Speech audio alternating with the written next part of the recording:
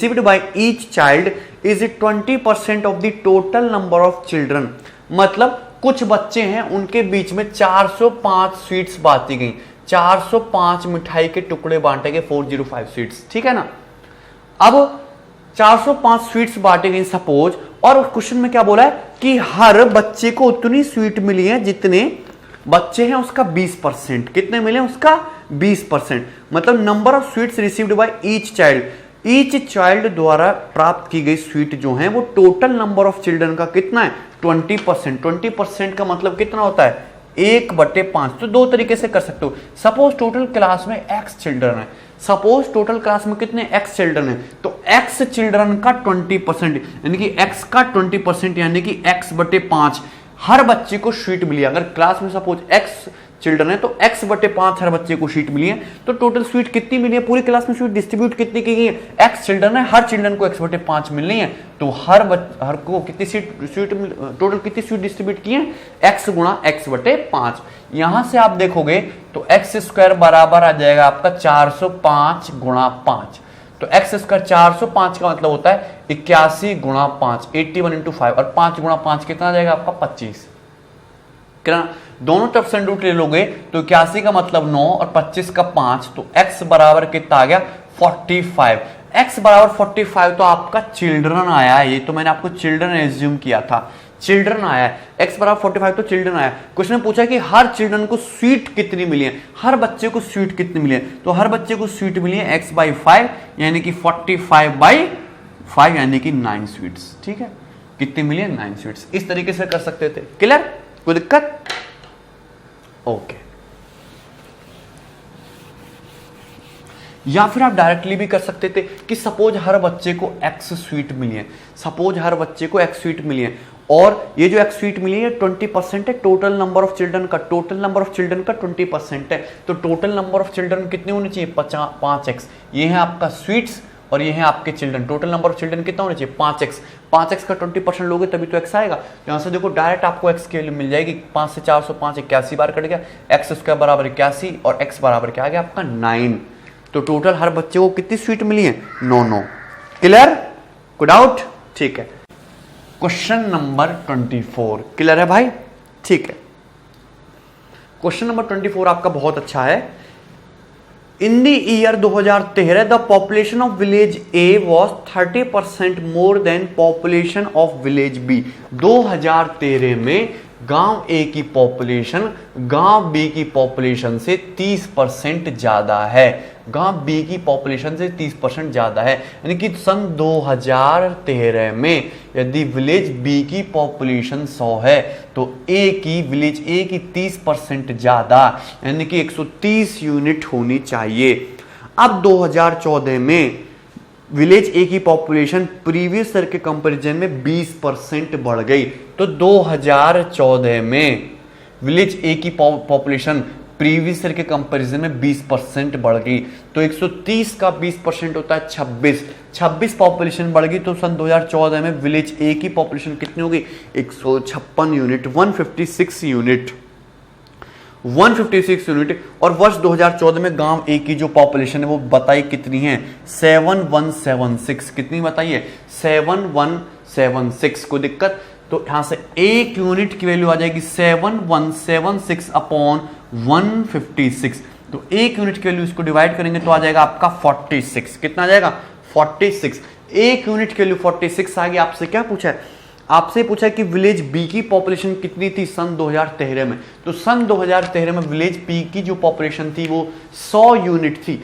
एक यूनिट की वैल्यू 46 है तो 100 यूनिट की वैल्यू कितनी आ गई 4600। ये आपका आंसर हो गया, ठीक है। It was very good. SSC में इस टाइप के ही क्वेश्चन आते हैं आपके प्री में तो खासकर ऐसे ही आएंगे, मेंस में भी इससे टफ लेवल नहीं जाता है, ठीक है। अर्थमेटिक वो ज्यादा टफ नहीं करते हैं, ये सबको पता है। Clear, okay. Now yes, question number 25। Question number 25 is little bit good. In a company XYZ, किसी कंपनी में the respective ratio between the total number of under graduate employee and total number of graduate employees is 13:23। मतलब कोई company है उसमें दो type के employ हैं, एक ग्रेजुएट एम्प्लॉय और एक अंडर ग्रेजुएट एम्प्लॉय, ठीक है ना। ग्रेजुएट एम्प्लॉय और total number of under graduate employee and total number of graduate employees 13:23। ठीक है, तो ये है आपके under graduate employee, undergraduate वाले, और ये हैं आपके ग्रेजुएट वाले एम्प्लॉय, और इनका जो रेशियो 13:23 है। कितना है? 13:23, यानी कि अंडर ग्रेजुएट अगर 13 है तो आपके ग्रेजुएट कितने हैं? 23। ठीक है, उसके बाद company has only 2 branches, company की केवल 2 ब्रांचेस में है, 2 ब्रांचेस, एक मुंबई में एक दिल्ली में। Total number of under graduate employ in Mumbai branch is 351। Under graduate employ जो है वो मुंबई ब्रांच में 351 है, which is 30% of total under graduate employ in the company. जो क्या है? 30% है टोटल अंडर ग्रेजुएट एम्प्लॉय का इन द कंपनी। कंपनी में टोटल अंडर ग्रेजुएट एम्प्लॉय है कितने? 13। कंपनी में टोटल अंडर ग्रेजुएट एम्प्लॉय है कितने? 13 यूनिट। 13 यूनिट का 30%, 13 यूनिट का 30% जो है वो टोटल नंबर ऑफ 13 का जो 30% है वो टोटल अंडर ग्रेजुएट एम्प्लॉय जो हैं वो आपके किसमें? मुंबई ब्रांच में है। कंपनी की केवल 2 ब्रांचेस में हैं, एक मुंबई में एक दिल्ली में, और total number of under graduate employ in Mumbai branch is 351। Mumbai branch में total number of under graduate employ जो है वो कितना है? 351 है, जो कि टोटल अंडर ग्रेजुएट एम्प्लॉय का कितना है? 30%। टोटल अंडर ग्रेजुएट एम्प्लॉय 13 का 30% यानी कि इतने यूनिट की वैल्यू 351 के बराबर होनी चाहिए। बात समझ में आ रही कि नहीं? ठीक है, तो यहां से 0 से 0 कट जाएगा, एक यूनिट के लिए 351 इंटू 10/20 13 इंटू 3। क्लियर ना? 13 दूनी 26, 13 सत्ते 91, 3 नाम 27। एक यूनिट की वैल्यू कितने के बराबर आ गई? 90 के। एक यूनिट की वैल्यू कितने के बराबर आ गई? 90 के। एक यूनिट की वैल्यू 90 के बराबर है। आपसे क्या पूछा है? What is the total number of graduate employ in the company. Company में कितने टोटल ग्रेजुएट एम्प्लॉय हैं? कंपनी में टोटल ग्रेजुएट एम्प्लॉय हैं कितने? 23 यूनिट। तो 23 यूनिट की वैल्यू आ जाएगी भाई 23 गुणा 90, यानी कि 9 27 के 9 दूनी 18 2 20, 2070। कितना? 2070। क्लियर है? ठीक है, ओके।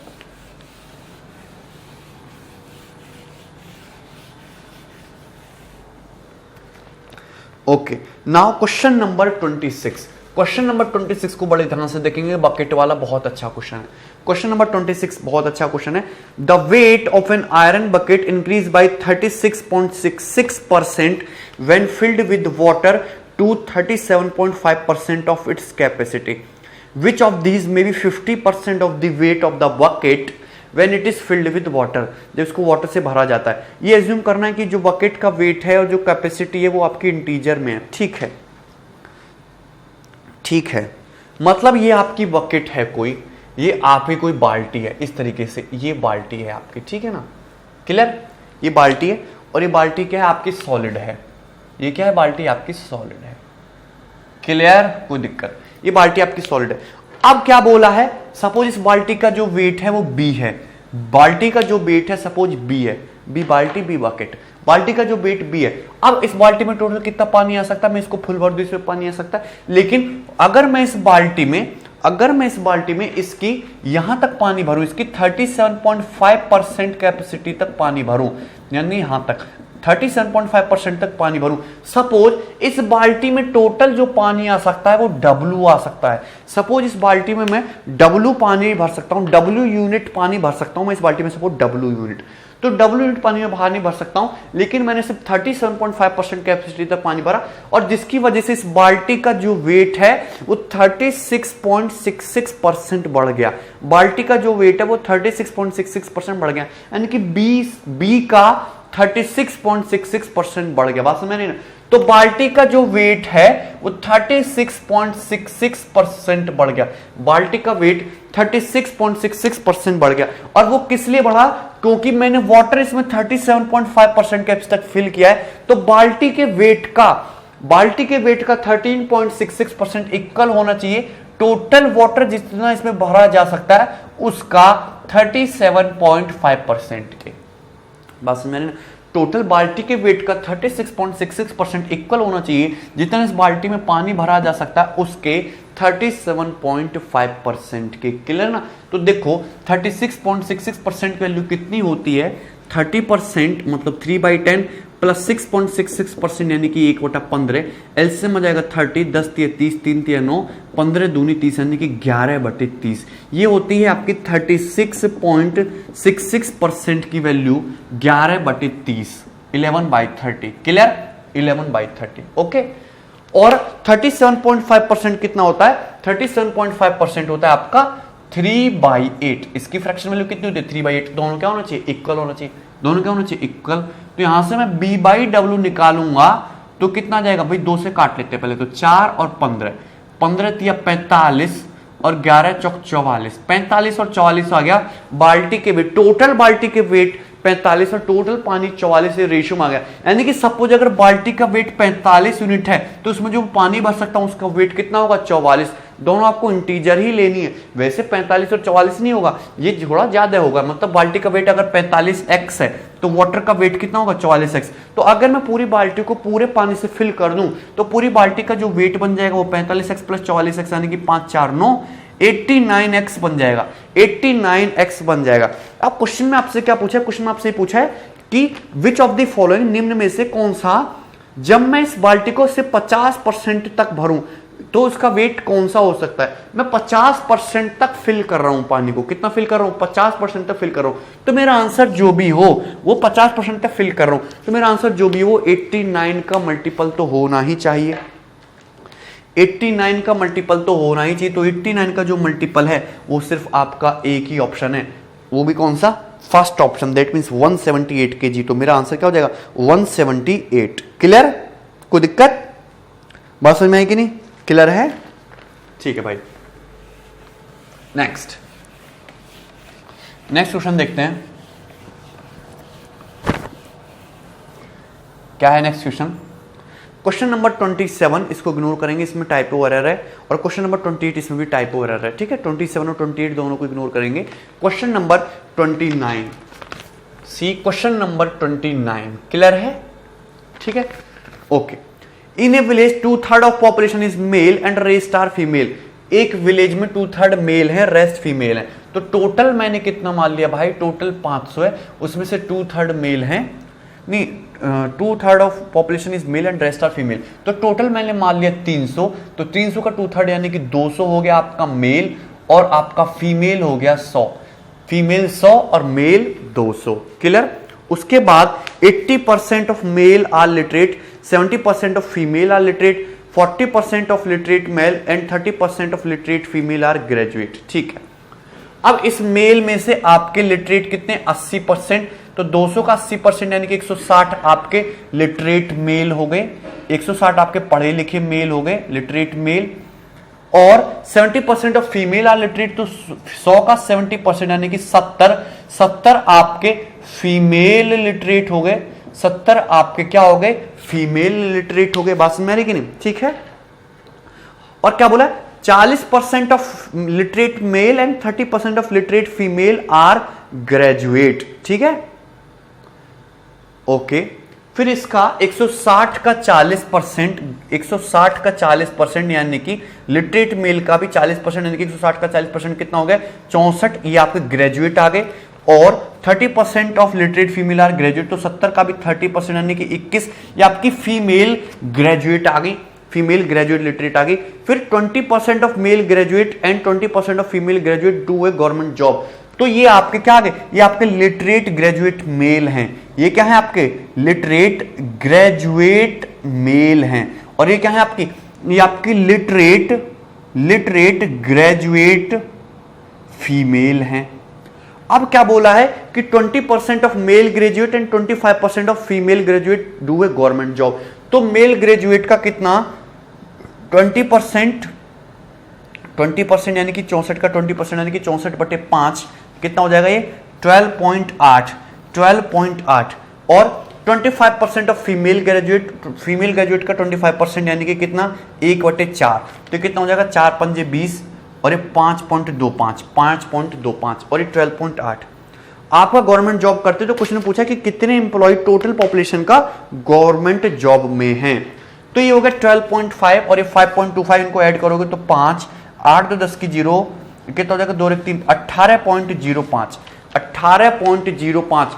टोटल 300 लोगों में से कितना 18.05 कहां है आपके गवर्नमेंट जॉब में। तो कितने परसेंट लोग गवर्नमेंट जॉब में टोटल में से 18.05 आउट ऑफ 300 इंटू 100%। 2 जीरो से 2 जीरो कट जाएगा, 3 चिंग 18.0, 3 एकम 3, लगभग 6.01%। 6.01% यानी कि बी ऑप्शन, 6.01% यानी कि B option is the correct answer. ठीक है, तो इस तरीके से क्या हो गया कि आपके पूरा का पूरा असाइनमेंट कंप्लीट हो गया। 29 मैंने 25 के आसपास क्वेश्चन डिस्कस कर दिए। ठीक है, अब क्या करेंगे कि नेक्स्ट क्लास में मिलते हैं जिसमें हम सीट नंबर 5 डिस्कस करेंगे, उसमें कुछ नए कंसेप्ट के साथ। अब आप क्या करो कि मैंने तो समझा दिया, एक बार आप फिर से खुद से ट्राई करो और आप प्रीवियस क्वेश्चन भी इस पे लगा सकते हो किरण वाली बुक से। ठीक है, ओके, ध्यान रखेंगे अपना। ठीक है, टेक केयर, बाय बाय।